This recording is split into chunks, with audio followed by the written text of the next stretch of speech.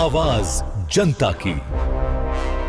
हरिवंश नारायण सिंह को तीसरी बार राज्यसभा का उपसभापति चुना गया है। इस बार उनका चुनाव निर्विरोध हुआ क्योंकि विपक्ष की ओर से कोई उम्मीदवार नहीं उतारा गया। इतिहास में ऐसा पहली बार हुआ जब किसी को भी राज्यसभा के उपसभापति के रूप में तीसरी बार चुना गया है।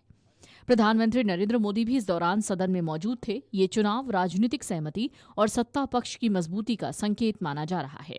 दरअसल राज्यसभा के उपसभापति पद का चुनाव एक ऐसा पल लेकर आया जहां बिना किसी मुकाबले के फैसला हो गया।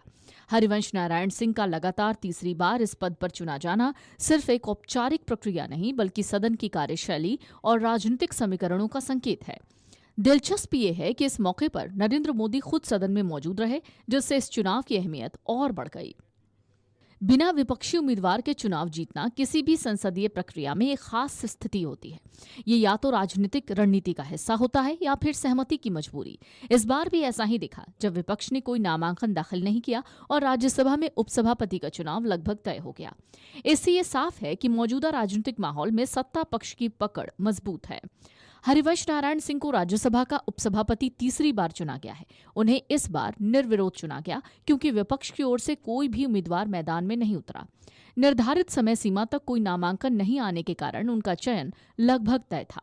इस चुनाव के लिए कुल 5 प्रस्ताव दाखिल किए गए, जिसमें जगत प्रकाश नड्डा यानी जेपी नड्डा, निर्मला सीतारमण और अन्य वरिष्ठ नेताओं ने उनका नाम आगे बढ़ाया। ये प्रस्ताव विभिन्न दलों के नेताओं द्वारा समर्थित थे।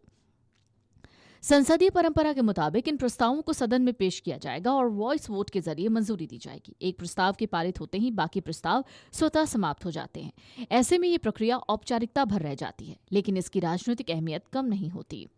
इससे पहले हरिवंश नारायण सिंह को 2018 में पहली बार इस पद के लिए चुना गया और 2020 में उन्हें दूसरी बार मौका मिला। अब तीसरी बार यानी साल 2026 में इस पद पर उनकी वापसी उनके अनुभव और स्वीकार्यता को दर्शाती है।